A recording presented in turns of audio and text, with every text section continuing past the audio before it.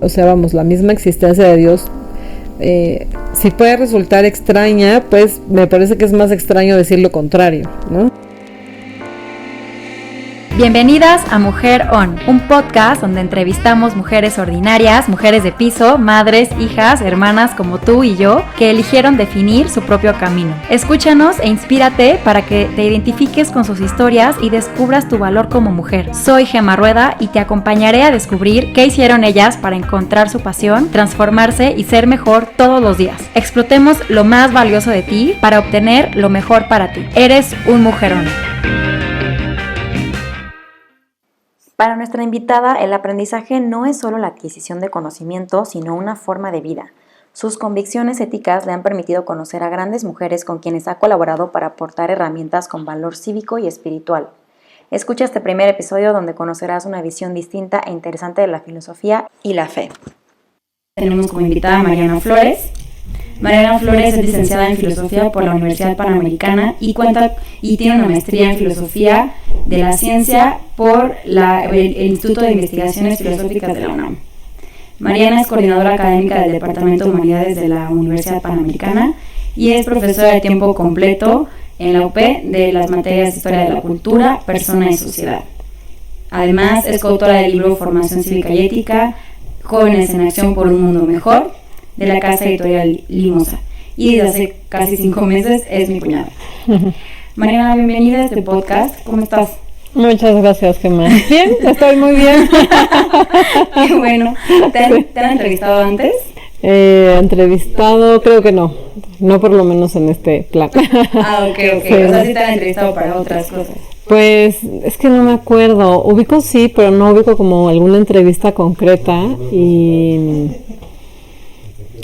o sea, digamos, a lo mejor como para publicar, pienso que no. Ok.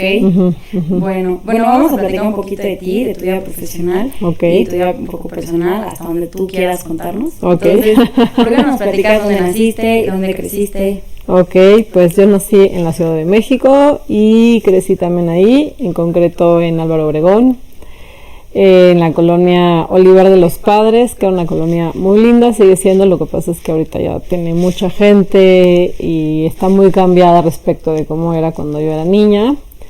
Y pues nada, ahí me tocaba ver de lejitos las montañas, el Ajusco tenía una vista muy bonita. Okay. Me tocó como una parte muy padre de niñez, pues no sé, o sea, como que las vistas, incluso en esa zona, antes de que estuviera la supervía, llegamos a ver vacas, por ejemplo, había un señor que paseaba vacas por ahí, por la Universidad de Anáhuac del Sur y así. Okay. Aunque parece como muy ajeno a la ciudad, había vacas. Okay. ¿Y eras muy traviesa de chiquita? Pues de chiquita no, yo siento que no era muy traviesa, tengo muchos hermanos, mis hermanos sí eran muy traviesos, a mí me angustiaba muchísimo sus travesuras, pero sí tenía más como alma de exploradora, o sea, sí me agarraba a mis hermanos y vamos a investigar, entonces... O nos subíamos a las azoteas de los edificios, o una vez nos salimos. ¿Qué? Pues no sé qué había, o sea, lugares que a lo mejor eran prohibidos para niños. Ajá.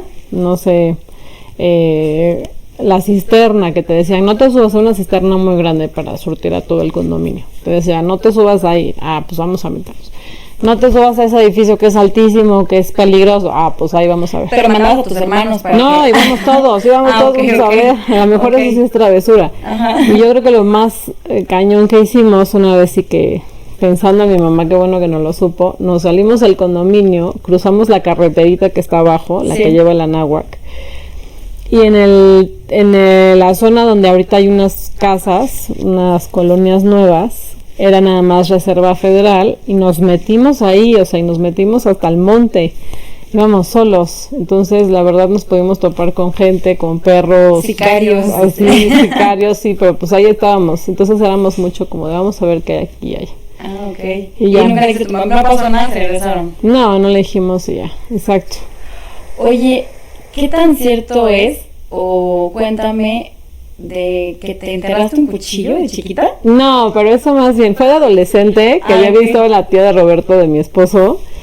Según yo lo que vi es que partía el aguacate a la mitad, lo tenía así con el hueso y entonces le hacía como que le clavaba rápido el cuchillo y le sacaba el hueso. Okay. Entonces dije, wow, gran técnica. Entonces le hice así, pero el momento en que le hice así con todas mis fuerzas se me movió el aguacate y acabó el cuchillo en mi mano. Ah, ok. Entonces, pero no fue nada grave, o sea, no te... No, digo, el sonido, hasta el sonidito del cuchillo traspasando la carne lo tengo presente, un sonidito, o sea, me volteé a ver la mano para ver si no me había salido perforado del otro lado. Y no, pero sí me tuvieron que llevar al hospital a coser la mano. Ok. Ya. Sí. Ok, y entonces estudiaste ahí, estuviste en Oliva de los Padres casi toda tu vida hasta casi que te casaste. Exactamente. Ok. Y cuéntame, ¿cuál ha sido tu peor oso?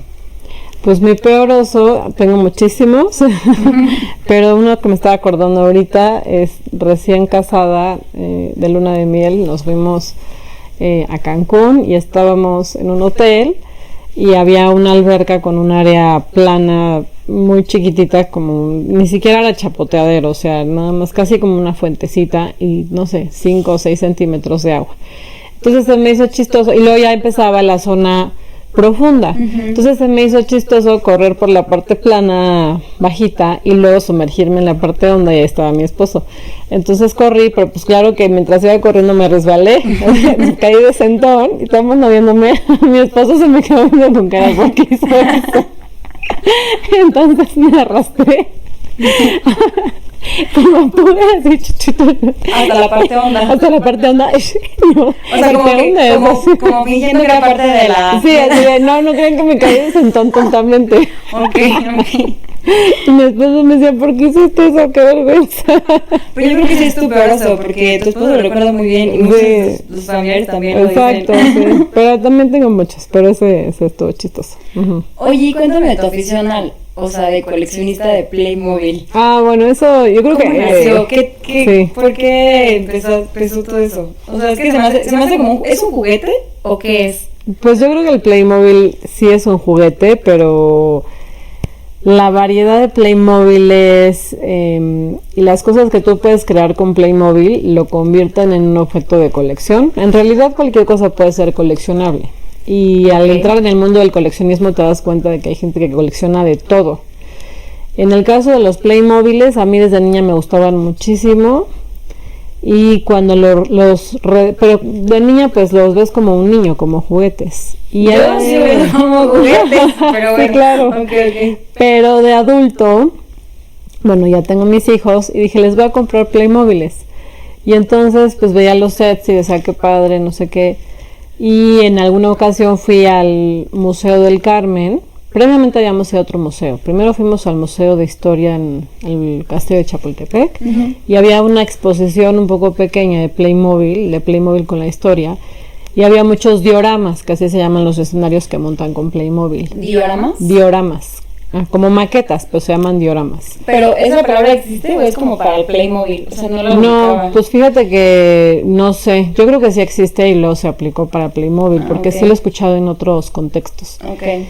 Y ahí vi los Playmobiles caracterizados de personajes de la historia de México. ¿Te encantó? Me encantó, o sea, dije, wow, qué increíble, porque pues la verdad en el fondo me seguían gustando los Playmobiles, pero pues decía, pues, ¿qué haces con un Playmobil ya de grande? Ni al caso, Entonces ver que había Playmobiles caracterizados de personajes de historia y luego había otros Playmobiles caracterizados de historia del mundo, de personajes históricos del mundo, pues dije, qué increíble. Yo doy clases de historia, me gustaría, sobre todo de filosofía de la cultura, mejor dicho, pero al final es hablar un poquito de historia, entonces me gustaría tener a mis Playmobiles y pues ya, de ahí nació. Luego ya fui buscando grupos, así como que dije, pues ¿quién está haciendo estas cosas? Y ya me encontré exactamente, porque decía, pues esto no lo venden en el súper o en las tiendas donde venden los juguetes. Entonces ya encontré grupos de personas que eran los que los hacían y que son los aficionados y que son los coleccionistas y ya de ahí. ¿Y tú te hiciste coleccionista a partir de eso? ¿Nunca habías coleccionado otra cosa? No. Ahora, mi mamá colecciona muñecas de porcelana. Okay. Entonces, ella tiene su propia colección de muñecas y pienso que inconscientemente o como herencia tú también te acabas haciendo coleccionista de algo. Ya, okay. O sea que tus hijos van a coleccionar algo probablemente. Probablemente sí. Muy bien. Sí. Oye, mencionaste ahorita varias palabras clave para mí, que son filosofía. ¿Por qué estudiaste filosofía? ¿Cómo nació ese interés? O sea, yo me imagino así como que la gente que estudia filosofía como súper, o sea, como un erudito, así. No. O sea, yo no sé, ¿se puede ser filósofo sin estudiar una licenciatura? ¿O te puedes decir, solo te puedes decir filósofa si tienes licenciado, no sé? Pues, a ver, ¿por qué estudié filosofía? Porque siempre tuve muchas preguntas y precisamente la filosofía es una disciplina que te enseña a saber cómo preguntar y qué tienes que considerar para responder. ¿Cómo preguntar y qué considerar para responder? Para responder, okay. Exactamente.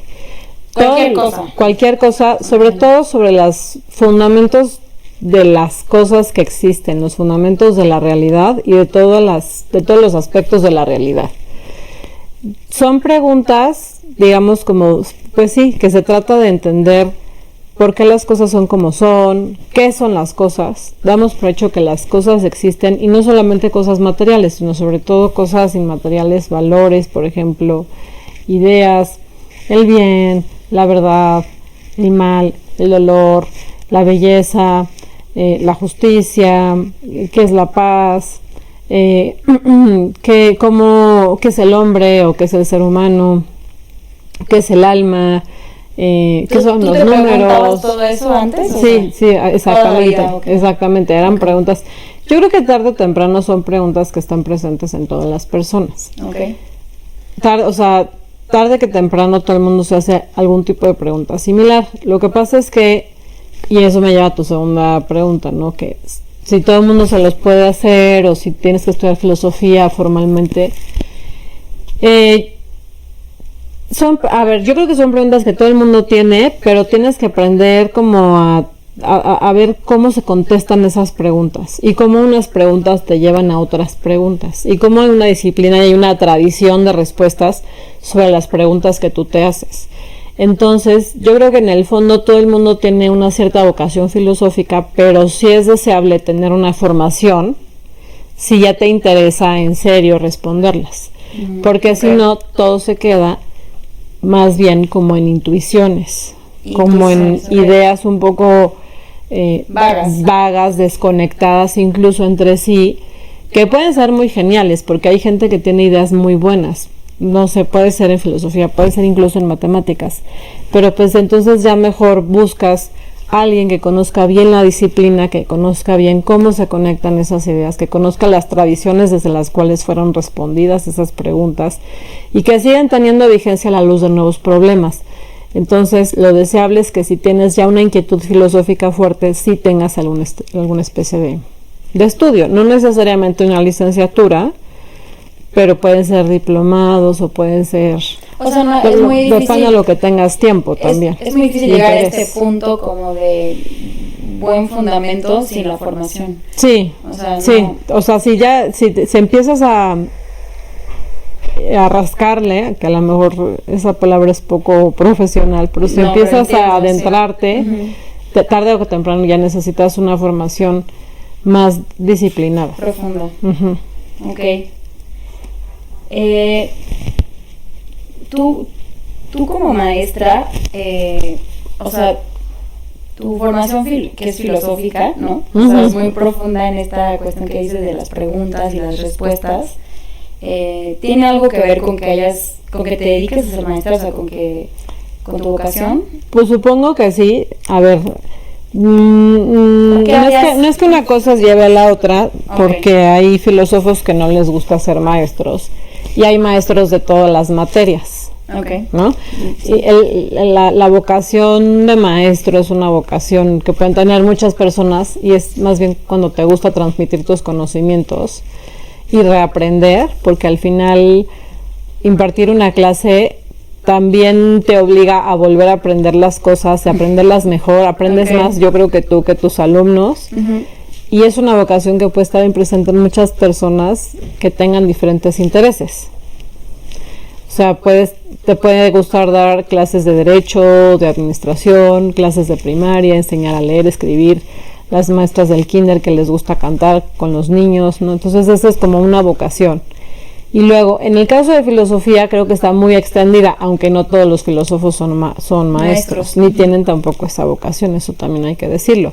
Okay. Entonces, son dos cosas que se unen, pero pues parte de la filosofía y parte de la tarea reflexiva, pues es compartirla con otras personas. Justo eso iba a comentar, que me parecía como sensato que si justo la filosofía es como amante de la sabiduría y toda esta cuestión de preguntas, pues eso implica interacción. Entonces, como que siento que sí hay, no sé, una gran necesidad de que al menos un maestro tenga esta como que peinada filosófica. No sé. Sí, exacto. Ahora, no todos son maestros, pero yo creo que la mayoría o muchos siempre tienen esa inquietud de después ser profesores o maestros de otras personas. Pero tú no lo planeaste entonces. Pues no, ¿se dio la oportunidad? Se dio la oportunidad. Yo creo que es algo que es una inquietud que sabes que tienes. La verdad, yo desde secundaria y en particular desde una maestra muy buena que tuve, que era la Miss Kareni, quería ser maestra, o sea, siempre decía, quiero ser maestra, ¿de qué? No sé, pero me encantaría ser maestra. En el Yaucali. En el Yaucali, ok. Y en secundaria. Y la veía y decía, es que yo quiero ser maestra, yo quiero ser como ella, no sé de qué quiero ser maestra, pero quiero ser maestra, me gusta mucho enseñar, me gusta mucho la escuela. He trabajado en oficina, pero al final para mí la escuela es mi lugar, ¿no? Es donde me siento mejor. Esta interacción de jóvenes con grandes y de transmitir conocimiento y de generar conocimiento me parece muy valiosa. Y ya. ¿Qué materia te daba esta maestra que te inspiró? Español. Ah, ok. Era español. Bueno. Pero la verdad es que para mí fueron como las primeras clases de filosofía porque en secundaria estudiamos literatura y que al final la literatura es un modo de entrar a la filosofía. Y también hacíamos análisis gramatical, los diferentes tipos de palabras y sus funciones dentro de la oración. El sujeto, el verbo, el predicado, complemento del sujeto, complemento, objeto directo, objeto indirecto. Y todo ese análisis gramatical al final te obliga a hacer un análisis del lenguaje, y el lenguaje es reflejo del pensamiento. Ah. Pero todo esto tú no lo sabías hasta que estudiaste filosofía. Sí, exactamente, pero me gustaba mucho hacer ese análisis, o sea, me encantaba eso de vamos a buscar el sujeto, y cuál es el artículo, y cuál es el adjetivo, y cuál es el verbo, y cuál es el complemento, o sea, eso me gustaba mucho. Eso empata con tu como gran afición a la exploración y pues no sé, descubrimiento, ¿no? ¿Qué hacías? Puede ser, sí. ¿Qué es lo que más te ha aportado ser maestra? O sea, ¿has tenido alguna como, no sé, un testimonio de alguien que te haya contado que no, o sea, fuiste alguna inspiración, algún alumno que recuerdes con mucho cariño? A ver, para mí la mayor aportación siempre es aprender con mis alumnos, aprender más. Yo creo que he aprendido más siendo maestra que siendo alumna. Okay. Y a lo mejor, pues sí, he tenido bonitas experiencias con alumnas, con alumnos en particular. Recuerdo algunos muy concretos. Así ya más explícita, una alumna que una vez me dijo, es que a mí me gustaría ser así exactamente como tú. Como tú le habías dicho a tu maestra. Sí, yo nunca se lo dije a mi maestra, pero siempre quería ser como ella. Okay. Pero ella sí llegó y me dijo, es que yo quiero hacer todo lo que tú haces, yo quiero casarme como tú, tener 3 hijos como tú, estudiar filosofía, la maestría, quiero dar clases en la UP, quiero hacer todo como pero tú. Pero eso ya era diferente, ¿no? Bueno, sí, no porque sé. Ella fue mi alumna en la universidad. Okay. Pero es una niña muy linda y a quien le tengo mucho cariño. Y dije, ay, qué linda, qué extraño. ¿Y sabes de ella si lo logró o no? Pues ahora no la he escrito porque por la pandemia no nos hemos visto y ¿tienes contacto con ella? Exactamente, pero ahorita más bien por la pandemia no he tenido contacto con ella. Okay. Yo creo que me voy de aquí con la tarea de escribirle para ver cómo está. Y nos cuentas. Y te cuentas. Sí. Exacto, yo creo que va a estar bien. Sí. Muy bien. Entonces, o sea, sí te da ese tipo de historias, ¿no? Como que te alimentan y te impulsan a seguir haciendo. ¿No? Exactamente. Entonces, ¿cómo llegaste a la UP a ser la coordinadora? O sea, ¿empezaste como maestra? Empecé como maestra y luego, pues no sé, se dio la oportunidad o más bien me pidieron, oye, ayúdanos también con la coordinación. Y tú gozosamente. Y ya dije, sí, pues está bien. La verdad me gusta ser más maestra porque la parte de coordinación es un poco más administrativa. Okay. No me disgusta, está bien y además he tenido también la oportunidad de aprender más cosas y desarrollar otras competencias. No, y encauzar a todos los maestros, ¿no? Exactamente, y conocerlos mejor también y todo. Lo que pasa es que lo que más me apasiona siempre son dar clases. Okay. Uh-huh. ¿Y cuánto tiempo tienes trabajando ahí en la UP? Yo creo que 10 años. Entre el tiempo que estuve nada más de asignatura y luego ya de tiempo completo, 10 años. Un poquito más de 10 años ya. Ya. ¿Y en ese tiempo fue cuando publicaste tu libro? Sí, fue en el 2013 que lo acabé de escribir y se publicó más o menos por esa fecha. Fue un libro de texto, o sea, no son todavía artículos académicos, es un libro de texto para secundaria sobre educación cívica y ética, en el que yo salgo como autora. Y además tengo otros 2 libros en los que participé como colaboradora de la autora principal, que es la doctora Virginia Aspe. Ah, ok. Que con ella aprendí. Uh-huh. Ya. ¿Y no piensas publicar más libros de esa materia? Sí, me gustaría, pero tendría que encontrar la editorial y como también una situación vital propicia, porque no sé si en este momento tendría el tiempo, pero sí me gustaría, o sea, sería algo que me gustaría retomar más adelante. ¿En esa misma área o en otra cosa? En esa misma área, porque es la que conozco, ¿no? Tanto libros de formación cívica y ética para secundaria, libros relacionados o de ética o lógica para preparatoria. Sí me gustaría participar otra vez en ese tipo de ejercicio, sí. Ok, bueno, lo esperamos. Sí. Oye, cuéntame tantito, ¿qué es la filantropía para ti? ¿Qué te significa o dónde surge toda esta pasión? Uh-huh. Bueno, filantropía es también como ayudar al otro, uh-huh, interesarse por los demás. También no necesariamente la filosofía va con la filantropía, pero yo creo que para mí es algo muy importante ayudar a los demás, saber que formamos parte de una comunidad, que el ser humano no nada más ve por sus propios intereses, sino que es necesario de manera gratuita también ver por los intereses de las demás personas, porque estamos conectados con ellas, porque son otras personas, porque son prójimos, porque son otros iguales que también pueden estar necesitados de ayuda. Pero se vale, ser selectivos o somos responsables de ayudar prácticamente con quienes nos rodean, o sea. Pues yo creo que son diferentes. Yo creo que hay una responsabilidad inmediata con los que nos rodean y también hay que buscar, sí se vale ser selectivos con los demás. Uh-huh. Elegir causas, eso también es cierto, elegir los modos en los que se hacen, o sea, a mí en lo personal me preocupa mucho ayudar, pero como el pescador, no ayudar a sacar al pescado, sino sobre todo enseñar a pescar. Uh-huh. Uh-huh.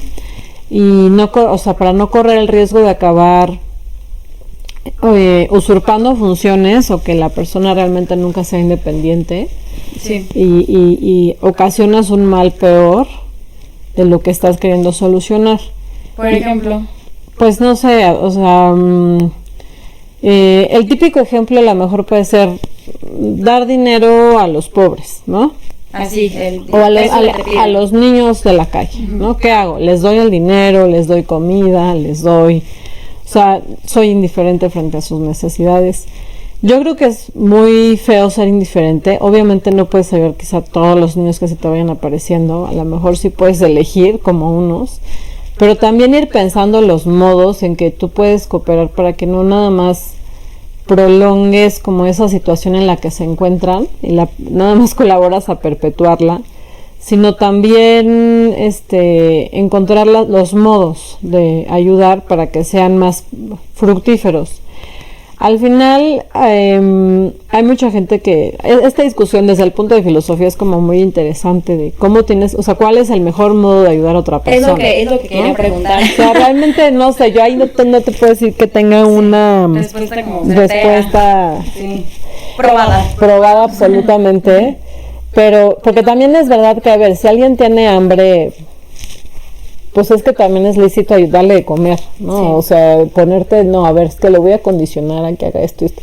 No sé, si alguien tiene hambre, caray. Yo siempre tengo o sea, como que esa duda. Me ha pasado dos cosas, o sea, cuando veo a un niño en la calle necesitado y no sé si darle dinero, o sea, como que me intento fijar si viene con alguien, o sea, como que siempre está la mamá atrás del árbol o algo así, ¿no? Entonces, como que, no sé, veo a la mamá, no sé, como que el mensaje que perciba es como intento reaccionar a veces. Claro. Pero sí me ha pasado que si ofrezco comida, como que también o sea, es como, no quiero decir de poder, pero ya hay como un aprendizaje de cómo se lleva la relación entre, ¿no?, el necesitado y la persona que puede ayudar. Porque entonces yo le ofrezco comida y ya el niño te dice no, porque a lo mejor la mamá le dijo, no aceptes comida, porque la próxima vez es una cadena y siempre nos van a dar comida, no nos van a dar dinero. Entonces, ¿no? Sí. O sea, no quieren que los ayudes así, o sea, es complicado. Claro. Sí, como dices tú, es un tema súper extenso. También la gente que no quiere estar en no sé, en un establecimiento de apoyo social, prefiere estar afuera. No siempre se siente a gusto o no encuentra lo que está buscando. Entonces, ¿cómo les entender que si a la larga no es inmediato el resultado, pero a la larga va a ser mucho mejor que si se quedan en la calle toda la vida, ¿no? Claro, exactamente. Sí, sí, sí. Sí, o sea, por eso pienso que es como un tema muy difícil y ahí sí me gustaría como escuchar experiencia de gente que de manera directa ha trabajado en eso para... Yo también. Pero me parece muy prudente tus juicios. Sí, es que no sabemos qué hacer, porque la verdad tampoco como dices tú, o sea, no hay nada probado. Entonces, no es fácil o ser indiferente, que como dices tú, yo creo que es lo peor, pero híjole, a veces es muy difícil, ¿no? O sea, Claro, ¿qué tan no indiferente puede ser? Entonces, Claro. Oye, cuéntame, ¿siempre has sido una persona espiritual? ¿O la verdad no? No, yo creo que sí. ¿Desde chiquita te Desde consideras? chiquita sí. Sí me considero alguien espiritual. Pienso que tampoco necesariamente va junto con la filosofía. También hay filósofos ateos y hay muchísimos. Pero es inevitable en este proceso de preguntar, pues preguntar también como por el último fundamento de toda la realidad. Y entonces, o sea, no se trata solamente de una cuestión meramente de fe, sino algo que responde a una inquietud racional. Sí, eso quería tocar. Tú no encausas la espiritualidad 100% en tema religioso, entonces. Pues más bien como que converge lo religioso, porque sí me considero una persona religiosa y quizá muy religiosa, pero también una persona que le interesa buscarlo desde el punto de vista racional. Ok. O sea, tú crees en algo porque lo has sentido, o sea, no es porque te lo impusieron y ya. Exactamente, porque o sea, sí porque recibí una educación y eso tiene que ver, pero tarde o temprano uno se hace adulto y pues toma tus propias decisiones.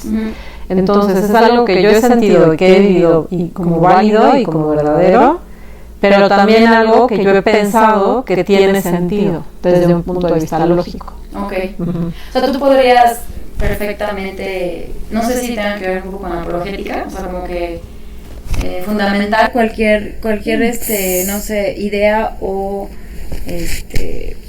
enunciado católico que se haya dicho y que tenga una razón atrás. O sea. Exactamente. Yo no sé si cualquiera, pero no, es sí. Muy extenso, pero por lo menos las verdades principales, sí. Súper claro. Exactamente. O sea, sí las conozco, las he pensado.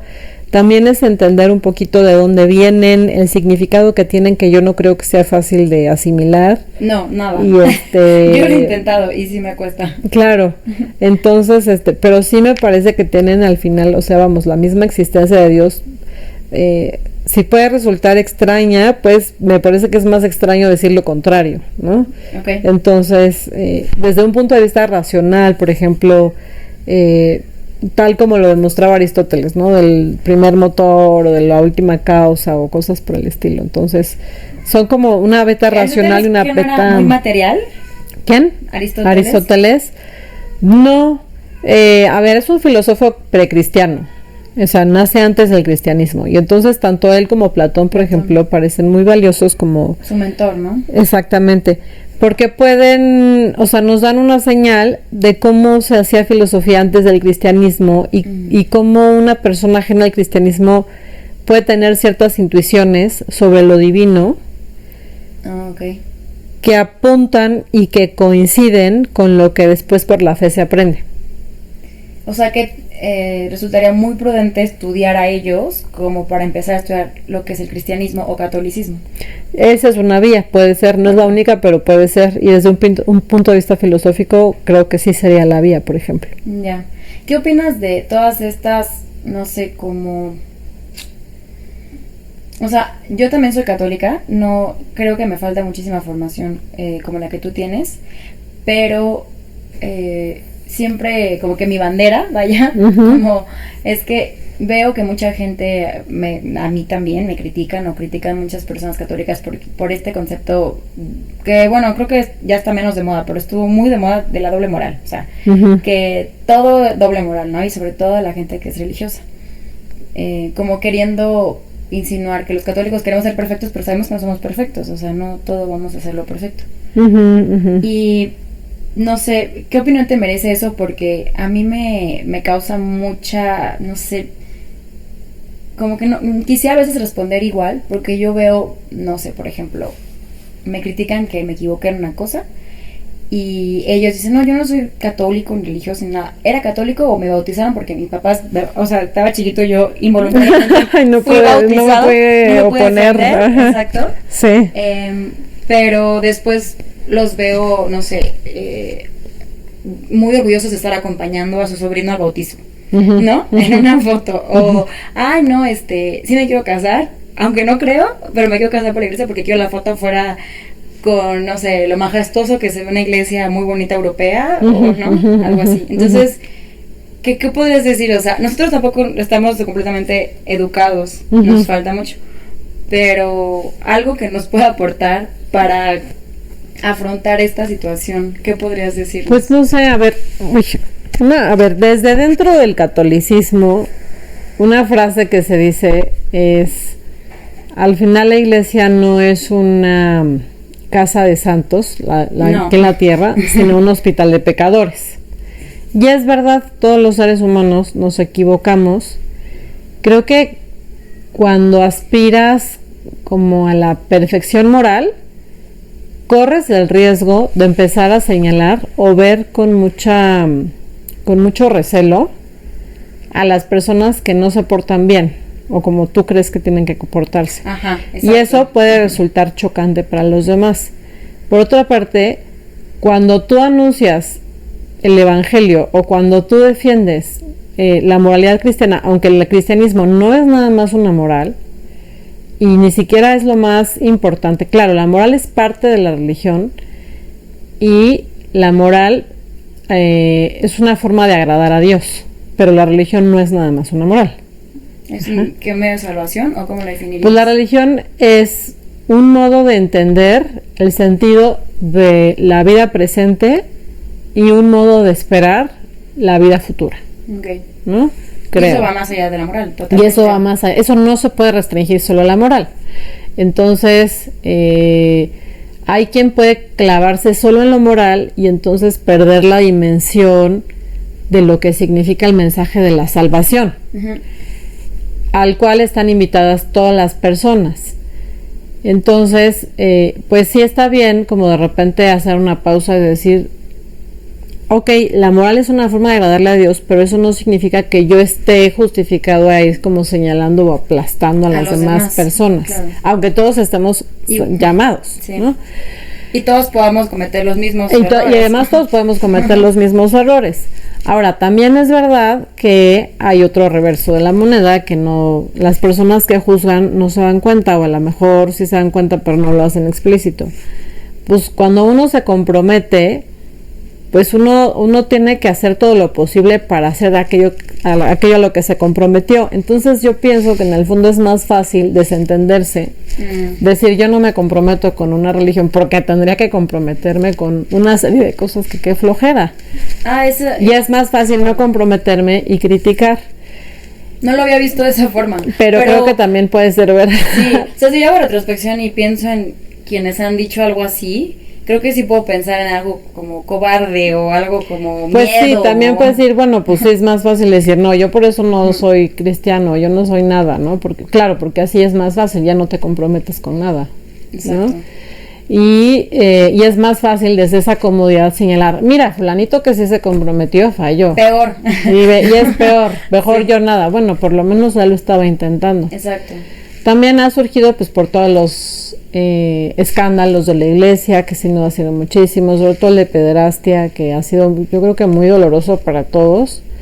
Luego la gente piensa en la iglesia en términos de la jerarquía, cuando la iglesia somos todos los bautizados. Sí, lo piensan como organizacional. Ajá, lo ven como muy organizacional, muy burocrático, muy de esa parte jerárquica, muy administrativa y burocrática que está en el Vaticano y que de ahí depende en México o y todas las, no sé, diócesis que están en el mundo. Y la iglesia somos todos los bautizados. Entonces, lo que hace mal uno, pues afecta a todos, porque hay este concepto de asimilar la iglesia a un cuerpo. Ya. ¿No? Y entonces si una parte del cuerpo está enferma, pues al final toda la iglesia está enferma. Pero entonces todos los demás también podemos y tenemos la obligación de hacer algo. O sea, no es que si el padrecito se portó mal, yo me enojo y me salgo de la iglesia, sino es, bueno, si yo soy parte de esto, entonces yo qué puedo hacer para que esto mejore. Claro. Me explico, porque yo también soy parte de esto. Resaltar quienes, o sea, valemos, ¿no? Y aportamos a esa... Claro, y son todos los bautizados, o somos todos los bautizados. Somos más, yo creo. Entonces, y la gente hoy en día pienso que tiene una visión de la iglesia como si fuera algo muy arcaico, como si no tuviera sentido. Muy escuchado como algo de los viejitos. Ajá, pero yo no me considero viejita. Sí, no, pero pues sí, claro, te van etiquetando. Mira, también llega un momento en la vida en que uno le empieza a valer las etiquetas. O sea, uno no puede estar viviendo para ver qué etiquetas te ponen. Uno sabe quién es y se acabó. Pero es difícil el proceso. Pero es difícil, ese proceso es muy difícil. Y pues también encontrar como nuevas maneras en que los jóvenes vean qué es, o sea, qué es el cristianismo, ¿no? Ahora que estuvimos en Cancún, fuimos a una iglesia que se llama la Iglesia de María de Satanudos y tenía muchos, está muy bonita. ¿Has ido? No he ido, pero sí la conozco. Está súper bonita, fue realmente un bonito descubrimiento y está lleno de letreritos y había un letrero que decía, el cristianismo no es una moral, no es una ética, no es una serie como de preceptos, sino es el encuentro con Cristo. O sea, eso es ser cristiano, ¿no? Sí. Oye, que eso necesita hacer muchas cosas que Cristo dijo y dejó, pues sí, ¿no? O sea, no es nada más como una cuestión muy personal, sino muy comunitaria. No es como que lo veo y me encuentro. Exactamente, o sea, dejó una serie de enseñanzas, de mensajes, de prácticas, dejó una organización, dejó seguidores, eran varios y estaban organizados ya entre ellos. Entonces no puedes como decir, ay, bueno, es una cosa que yo en mi corazón y en mi cabeza sola, en mi casa, en mi cuarto, me lo encuentro. Creo que es muy difícil porque además si uno lo hace así, se corre el peligro de acabar como encerrada o encerrado en sus propias, o sea, en hacer las ideas a como uno las quiere entender y no como son. Y porque al final creo que el cristianismo también tiene una dimensión muy comunitaria. Ahí una vez se lo escuché al Papa Francisco que decía, por eso el Padre Nuestro no dice Padre mío que estás en el cielo. Es nuestro. Dice Padre Nuestro. Cuando le dicen los apóstoles, enséñanos a orar. Unirnos, ¿no? Ajá, entonces dice, es que lo hablo como de nosotros, porque somos una comunidad, no soy yo en mi cabeza. Como, exacto, sí. ¿no? Entonces yo creo que son ideas que hay que rescatar, que hay que replantear. Sí, reflejar en nuestras acciones, ¿no? Okay. ¿Tú practicas algún tipo de meditación o lo haces a través como de esta parte como cristiana? Pues sí, más bien sería como aparte, o sea, sí, dentro del mismo cristianismo hay técnicas de meditación. Lo que pasa es que yo nunca me he metido en serio a la práctica alguna en concreto, pero me gustaría porque sí es una forma como de abstraerte más como de la cotidianidad y como de repente que tienes como poca capacidad de concentración, ¿no? Que estás haciendo una cosa y estás pensando en muchas otras al mismo tiempo. Sí. Entonces sí hay posibilidad de que te enseñen cómo a orar, pero no me he metido tanto. Ya, ok. O sea, como ya meditar más en serio. Uh-huh. Muy bien. Bueno, ya para despedirte, ¿que admiras a alguna mujer en particular o a alguien? O sea, estas son dos preguntas como muy ligadas. Si admiras a alguna mujer y a quién podrías nominar como que pudieras sentirse cómoda o que pudiera ser parte de este espacio en este podcast. A ver, de mujer sí admiro muchas. Pasadas tengo algunas favoritas. Yo creo que una de mis más favoritas fue Catalina de Aragón, okay. Que fue la esposa de Enrique VIII, la española. Sí. Y la admiro mucho porque me parece que fue una mujer muy fuerte, muy hábil, o sea, con mucha claridad de mente, que supo enfrentarse a las vicisitudes de su tiempo. Y su marido. Que supo enfrentarse a su marido y a toda una corte encima de ella que de repente se le volteó. Exacto. Porque no tenía hijos varones. Entonces era una situación muy injusta y entonces con falsas acusaciones y etcétera se le voltearon y ella siempre se mantuvo firme en lo que defendía, en lo que quería, en lo que afirmaba y ya, ¿no? Y sí es cierto, su muerte fue un poco triste, pero porque muere casi sola en un castillo y entonces es un poco traumático ver cómo alguien puede ser bueno y aún así eso no te garantiza como que vayas a morir felizmente. Exacto. Pero eso no significa tampoco que no hay un legado que no dejes de dejar un legado y que algún día se va a reconocer, ¿no? Entonces a ella la admiro mucho.